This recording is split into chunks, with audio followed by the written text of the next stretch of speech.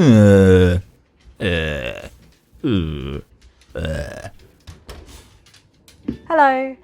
Welcome to the first video of my Crabtrees Corner building vlog.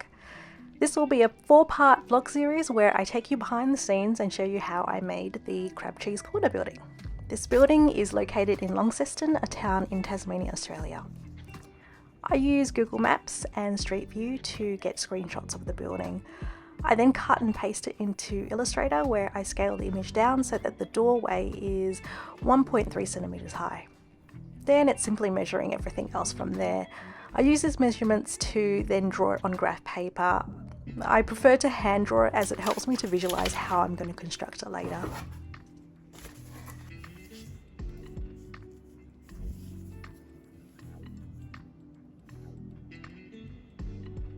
Oh, and I forgot to say why I scale the drawings down to the door height of 1.3 centimeters.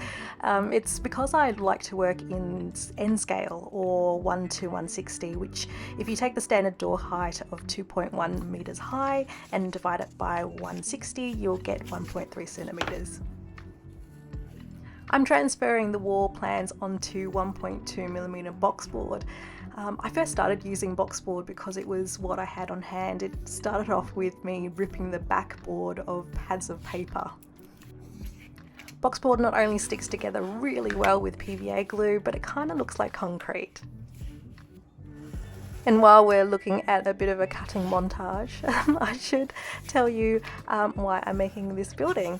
I was actually really fortunate to be invited to participate in a group exhibition called Miniature Worlds, held at Launceston's Queen Victoria Museum and Gallery, curated by Ashley Bird and Joshua Smith.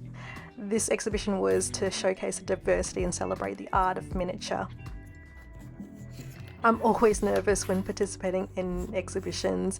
To put your work out there is always a little daunting to me, and so when there was a chance to show my work with a collection of other miniature works, I jumped at the chance and was super excited, but at the same time frightened to show alongside my colleagues in the miniature art community. I didn't want to let the team down, and I kept telling myself, RuPaul style, don't fuck it up. So back to the cutting. I'm using the Tamiya Modeler's art knife. I really like using short angled blades for all of my cutting, as it gives me a lot more control in my cuts than the more popular widely used longer blades, like what you see in an X-Acto craft knife or a generic craft knife that kind of looks the same as an X-Acto craft knife. After I cut out all of the walls, I use washi tape to stick the walls together. This is a chance for me to check for the final time if I like the scale, if it looks kind of right, and in proportion. When I first started making miniature buildings, I was obsessed in being able to hold a building in the palm of my hands. So it wasn't until I had a few trained modelling enthusiasts ask me the scale of my work, and then I worked out it was closest to N scale. This building has a brick textured facade, so I have embossed a sheet of paper with a brick pattern template through my Sizzix embossing machine. I usually do this on the floor because I need to get my whole body weight behind it so it can go through the machine. I've coloured the sheet with a waxy coloured pencil so that the brick texture is protected from any peeling that might happen once I paint the facade.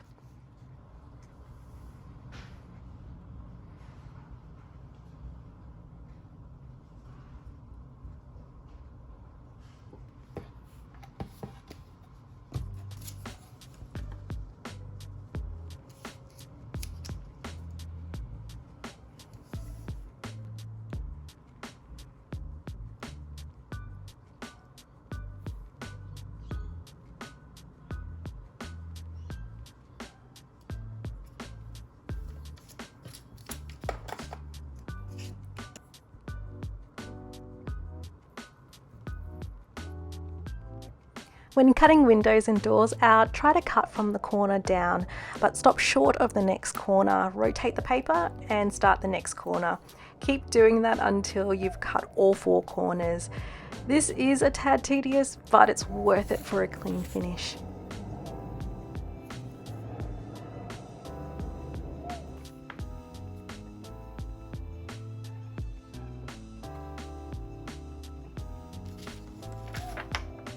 This top bit has a bumpy texture instead of the brick texture below, so I've used an unembossed paper for this bit.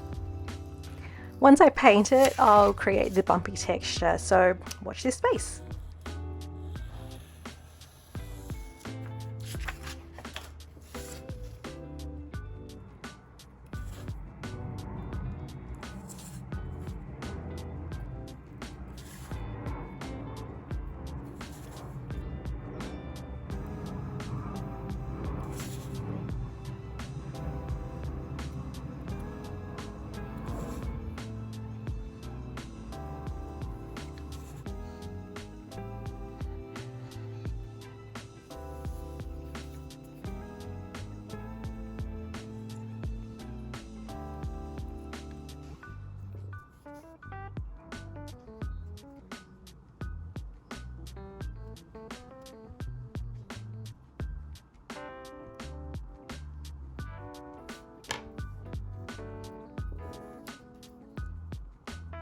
I tend to cover the boxboard with a layer of paper.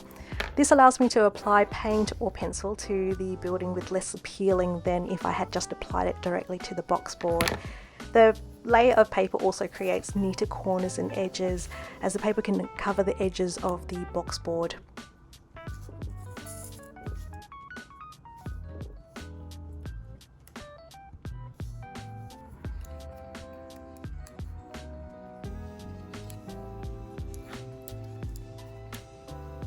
Another reason why I like shorter angled blades is that I can use a chopping action rather than a slicing action. Here you can see me chopping down. I find it gives crispier cuts and it doesn't warp the paper like slicing action can give. And yes, you can do a chopping action with the longer blades, but it doesn't feel right in the hand to me. So, I mean, it kind of feels like I'd snap the blade, or the blade's a little bit wobbly as I'm kind of, doing the chopping action.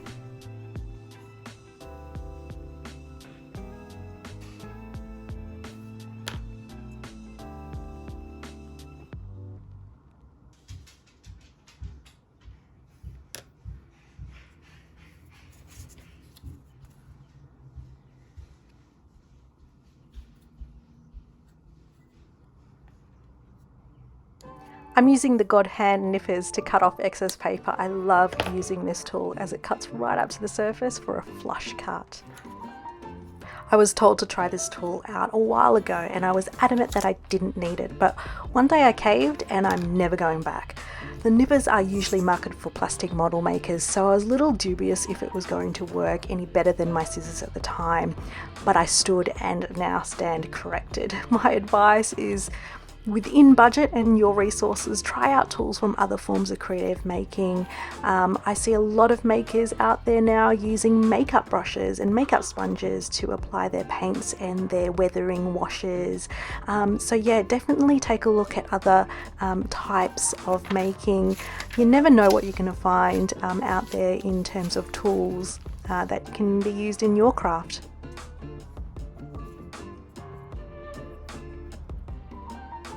Now I'm making the decorative bits for the facade.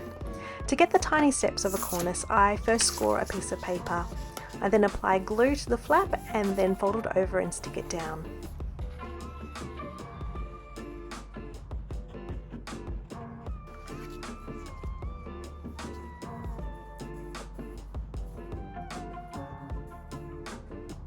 Once the glue has dried, I cut the bottom layer of the paper about 1/2 millimeter away from the top layer.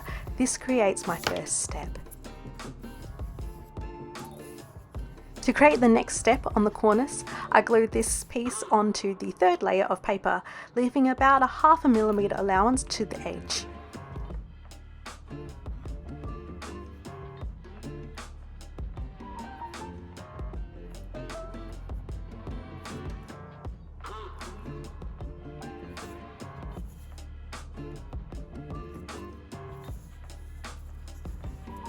After it's dried, I then cut about 1/2 millimeter away from the top edge.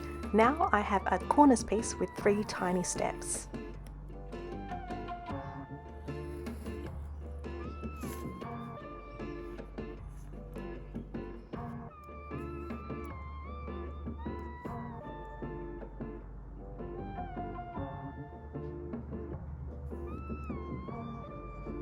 I don't think I mentioned what glue I'm using. Sorry about that.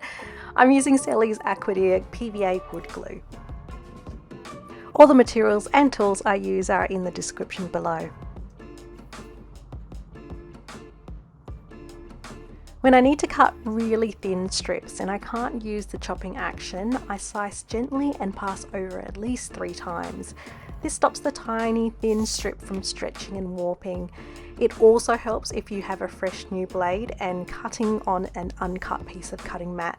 My mat is a self-healing mat, but after a lot of cutting sessions, the healing properties are gone in some of the spots of the mat. I recently rotated my mat, so it's been a pleasure to cut on uncut mat.